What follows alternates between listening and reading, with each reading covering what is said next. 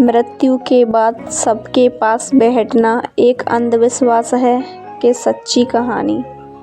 चलिए आज जानते हैं इस वीडियो में कि मृत्यु के बाद किसी न किसी को व्यक्ति के सबके पास बैठना बहुत ज़रूरी है।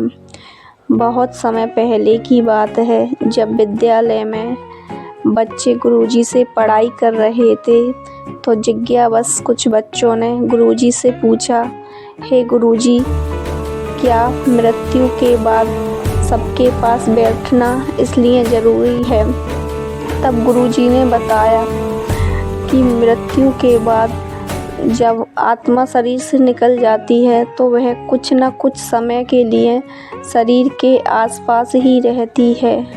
उसका सीधा शरीर से संपर्क नहीं टूटता है, इसलिए वह यह नहीं समझ पाती है अगर कोई शरीर के पास नहीं होता कि उसकी मृत्यु हो चुकी है कि वह अभी जीवित है। बहुत समय पहले की बात है, जब उज्जैन के एक गांव में एक धनवान व्यक्ति की मृत्यु हो गई थी। वह धन का बहुत लोभी और लालची व्यक्ति था। जब उसकी मृत्यु के बाद सबको एक कमरे में अलग रख दिया और उसके परिवार वाले अलग कक्ष में विश्राम करने के लिए चले गए, और जब पूरी रात शरीर एक शव के रूप में अकेला रहा तो वह शून्य हो गया। जब शरीर शून्य हो जाता है तो उसमें नकारात्मक शक्ति वास करने की लगती है, और जब शरीर को अकेला पाया तो नकारात्मक शक्तियों ने उस पर कब्जा जमा लिया और वह उसको अपना घर बनाने लगी। जब नकारात्मक शक्तियों ने उसको अपना कब्जा बना लिया और उसकी आत्मा एक लोभी आत्मा थी, तो वह धन का मोह छोड़कर जाना नहीं चाहती थी। और जब वह दोनों नकारात्मक शक्तियाँ मिल गईं तो उसके सब में किसी एक विशेष आत्मा का साया बस गया। और जब सुबह होते ही उसके परिजनों ने जब वह गेट खोला और अंदर जाकर देखा तो उसका सबका पूरा ही रंग रूप बदल गया था। उसकी आंखें बहुत लाल थीं और चेहरे पर एक अलग सी मुस्कान थी। वह सब ये देखकर बहुत हैरान हो गए और डर से गए। उन्होंने बोला, ये क्या हो गया? उन्होंने सोचा कि अब यह कोई साधारण शरीर नहीं है, यह एक विशेष आत्मा का घर बन चुका है और इसका हर्जाना पूरे गांव को ही भुगतना पड़ेगा, एक परिवार को ही नहीं। और वह सब उठने के लिए तैयार ही नहीं था। जब कुछ समय बाद पूरे गांव में कुछ अलग अलग सी हरकतें होने लगी, बच्चे डरने लगे, छत के ऊपर आवाज़ें आने लगी, देखा जाता तो कोई नहीं होता।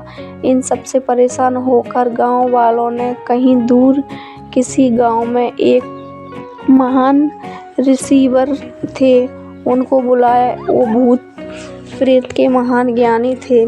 जब उन्होंने बोला कि ये उसी दिन से हो रहा है जिस दिन से सबको अकेला छोड़ा था, इसमें किसी विशेष आत्मा का साया हो गया है। आप इसको निकालने के लिए आप सबको मंत्रों का जाप करना होगा। सभी गांव वाले बहुत परेशान थे और उन्होंने हाँ बोल दी। फिर गुरुजी ने हवन किया और अपने मंत्रों से उस आत्मा को निकाला, लेकिन वह आत्मा निकलना ही नहीं चाह रही थी। वह बोली, मैं यहाँ से कहीं नहीं जाऊँगी, मेरा धन माया सब यहीं पे है।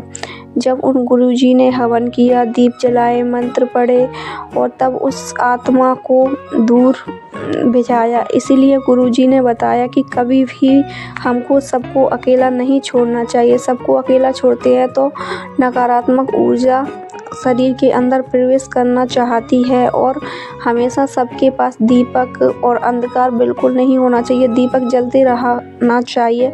और कोई ना कोई शरीर के पास रहता है तो आत्मा को भी थोड़ा सा अपनापन लगता है कि मेरे परिजन अपने हैं। अगर यह सब चले जाते हैं तो वह बहुत दुखी होती है, यह उसके लिए बहुत कष्टदायक पल होता है। जब भी कोई व्यक्ति मरता है तो इसीलिए दीपक जलाए जाते हैं, उजाला रखा जाता है कि कोई विशेष नकारात्मक ऊर्जा उसके शरीर में वास न कर ले। जब बच्चों ने गुरुजी से पूछा, गुरुजी क्या ये हर सबके साथ होता है? तो गुरुजी ने बोला नहीं, यह हर सबके साथ नहीं होता।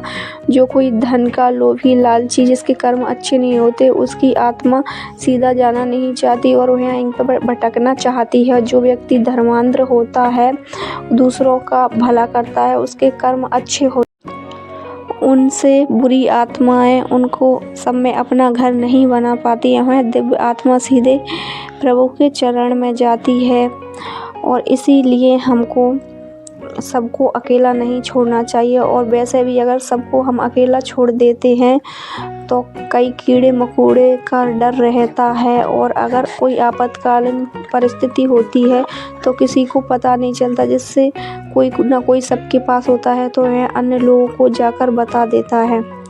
इससे हमें यह शिक्षा मिलती है कि मृत्यु निश्चित है। जो ज्ञानी पुरुष होता है वह मृत्यु से कभी घबराता नहीं है। घबराता वही लोग है जिसे के कर्म अच्छे नहीं होते। उसे पता है मृत्यु के बाद उसकी आत्मा अजर अमर है, पुराने वस्त्रों को छोड़कर नए वस्त्रों में जाकर प्रवेश करेगी। मृत्यु के बाद आत्मा को उसके कर्म के अनुसार भेजा जाता है। अगर आपको वीडियो अच्छी लगी हो तो चैनल को सब्सक्राइब करें।